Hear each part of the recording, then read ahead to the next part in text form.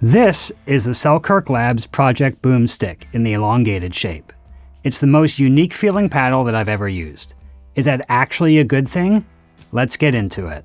So a few disclosures here. I am a Selkirk advocate. No money changed hands between Selkirk and I for this paddle, and Selkirk has no influence at all on what I say about this paddle. If you do decide to buy a Boomstik after seeing this review, I do have a code down in the description. I do get a small commission from the use of my code, which helps me to do reviews like this one. As always, I would suggest that you check out John Q's review of this paddle, as well as his website if you really want to get into the technical nitty-gritty. I'll link both in the description below. I've put about 20 hours on the Boomstik so far, and I have kind of mixed feelings about this paddle. For those of you who don't know me, I'm a 4-5-ish player who's slowly clawing his way to the 5-0 level, and I'm a pickleball coach down here in Central Florida. The Boomstik is an all-foam construction, which uses a center core of EPP foam surrounded by a ring of EVA foam. The only honeycomb polypropylene in the entire paddle is actually in the handle, and this was done to keep the weight under control. For those of you paying attention to this kind of stuff, this is a really similar type of core construction to the Project 008 paddle, but the feel of the Boomstik is almost a polar opposite of the 008. Selkirk has totally changed the densities of the foam involved, and has done a bunch of other proprietary things that they won't talk about to make this new boom core. One of the big criticisms of the Lab 008 was that it was underpowered. Now, I have my own thoughts on this, but it's definitely true that in the current paddle market anyway, people are way more willing to pay a premium price for more power than they are for more control. So if you're somebody who's looking for the most power you can get in a legal paddle, the Boomstik is likely one of your top contenders, if not the top contender. Before I got the Boomstik Elongated, I was using the SLK era Power Elongated. I had thought that the Boomstik would just feel like an improved version of the era Power. It features the same dimensions, handle length, and shape as the era Power, but it feels and plays very differently. While the 14% increase in power over the era is definitely noticeable, that's the number that Selkirk quotes anyway, it's definitely noticeable for me, but the pretty large increase in pop with the Boomstik for me is very noticeable. I think that the pop metric more than the power or spin is what can determine how easy or difficult a paddle is for people to actually control. With the Boomstik, that added pop really makes the ball explode off of the paddle. The velocity off of counters, punch volleys, and putaways honestly is staggering. I've not been able to make the ball move with this kind of pace off of shorter swing shots with any other paddle in the way I have with the Boomstik. Selkirk first introduced their Infinigrit spray-on surface in the Lux 2.0. I was really impressed with it on that paddle, especially because I feel like top-tier spin is more obvious on a softer paddle that doesn't hit as hard. While it's the same material and application process on the Boomstik, the grit to me is noticeably rougher to the touch on the Boomstik. When you combine the Infinigrit surface with 3 layers of raw carbon fiber and an all-foam construction, you just get pretty crazy spin numbers. I believe John Q found that the Boomstik Elongated topped 2300 RPM. The Boomstik doesn't feel dwelly at all to me. It feels like the ball jumps off the face really quickly. However, when you see how much spin's imparted on the ball, it's kind of telling you a different story about how much dwell time this paddle actually has. I've seen that in the right hands, the Boomstik can produce topspin drives, drips, and drops that dip enormously. I don't know what it is about all foam paddles, but there's an element of the construction where it's possible to create insane amounts of backspin on the ball as well. This is immediately noticeable on the Boomstik, and it's a feature of its particular spin that I really enjoy myself. One of the most visually noticeable features of the Boomstik is the moment of inertia, or MOI tuning system. The red clips that you're seeing are actually just plastic clip covers, designed to protect the actual weighting system, which consists of brass weights glued directly to the edge guard. The weights on the Boomstik total 15 grams, so 7.5 grams at 9 and 3 o'clock positions on the paddle. These weights are meant to be permanent, so I would highly recommend that you don't attempt to move them. So what are they for? While the MOI system definitely adds to the power, pop, and plow through that you can get on the ball, the biggest effect that the MOI system has on the Boomstik is to substantially increase the twist weight of the paddle. This effectively broadens the sweet spot by a really significant amount.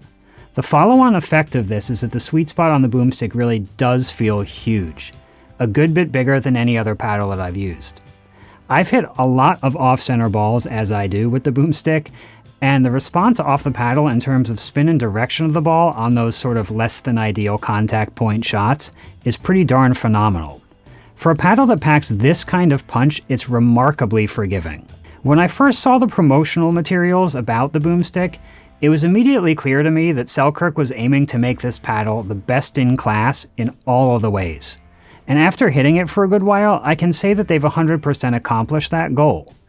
From a metric standpoint, the Boomstik is absolutely top tier in power, pop, spin, and sweet spot size. According to John Q's testing, the elongated Boomstik is in the 97th percentile for power. Let me say that again, the 97th percentile for power, the 95th percentile for pop, and the 91st percentile for spin. This is an extremely impressive technical accomplishment on Selkirk's part. So on paper, the Boomstik outshines pretty much any power paddle out there. When you combine all of these factors with a construction that should way outlast any Gen 3 paddle, and a grit surface that Selkirk claims will last 3 times longer than a normal peel-ply resin surface, you can start to see why the extremely high price might be somewhat justified. How does all of this advanced technology translate into the playing experience? For me, it's been generally really fun, with a few kind of major caveats. As I've said in previous paddle reviews, my first priority with a paddle is how much spin I can consistently produce. For me, spin equals control. I can use the spin to keep the ball in the court, and to accurately hit the spots that I'm aiming at. I'm getting great spin with the Boomstik at the moment, maybe slightly more than I was getting with the Era Power. Everyone who's demoed my Boomstik has noticed the quality of the spin straight away. It's usually the first thing they comment on. Where things get a bit more complicated is with the pop and power levels. So the Yola Pro 4 has been an extremely popular paddle amongst amateurs and pros since it came out. A lot of that has to do with a very connected, plush feel for softer shots, combined with a lot of power and pop on harder shots. With the Boomstik, that plush feel, it just isn't really there. I'd say the Boomstik has a more firm, springy kind of feel, which I don't find quite as intuitive personally. I think the ball actually dwells for a similar time frame to a paddle like the Pro 4, but it just doesn't feel like it's doing it quite as much. That said, that firmer feel does actually let you feel the ball a bit more, so that could be a positive for you as well, depending on what your individual preferences are. For instance, if you're somebody that really likes the more traditional Gen 2 paddle feel, then the Boomstik might really be a good connection for you, because it's actually more similar, I think, to that Gen 2 kind of feel than it is to a Gen 3. The thing I'm finding in general with the Boomstik is that I have to do several things to try and tame the amount of power and pop.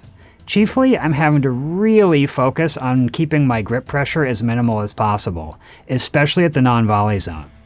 I'm also having to slow my full swing shots like serves and drives down just a little bit to be sure that those balls actually stay in. This is especially true with loftier topspin serves, and with any side spin serve I hit pretty much, I need to really slow my swing speed down. My short swing shots like punches, flicks, and speed-ups have needed to become even more compact, and I am not somebody with big swings typically to start with, so that gives you an idea of what I'm talking about. It's for these reasons that I'd only recommend the Boomstik to 4.0 plus players. Honestly, even for most folks right at the 4.0 level, I'd say that the Era Power would be much more user-friendly than the Boomstik. The court just hasn't gotten any bigger, right? And the extra power and pop won't do you any favors in terms of keeping your shots A in the court and B placed where you actually want them to go. I have an indoor tournament coming up in October, and that tournament uses the Selkirk Pro S1 ball. Now, while I'm planning on starting the day with the Boomstik, I'm not honestly sure what the likelihood is that I'll play the majority of the games with it. In higher pressure situations, I'm just not 100% sure that I'll be able to manage all that power and pop. One last thing that I'd like to point out. The Boomstik's full name is the Selkirk Project Labs Boomstik. I mention that because the Boomstik is not the end goal for Selkirk. It's actually the first step, and there are going to be a range of paddles built on this general platform, if you will, but that are highly tuned to accentuate different attributes, and to suit different levels, play styles, and price points. Labs paddles are not by design, they're not meant to be huge production runs, though the Boomstik kind of sits somewhere in between a normal Labs production run, which would be pretty small, and a full-on Selkirk mainline production, which would be really large. This is actually because there's been so much demand for the Boomstik in particular, so Selkirk is producing more of them. I'm personally really excited for Selkirk paddles that incorporate the tech from the Boomstik, but in a more manageable, all-court leaning power kind of configuration. The next 6 months to a year are going to be really interesting, and I'll keep you posted. So until then, I'll see you all on the courts.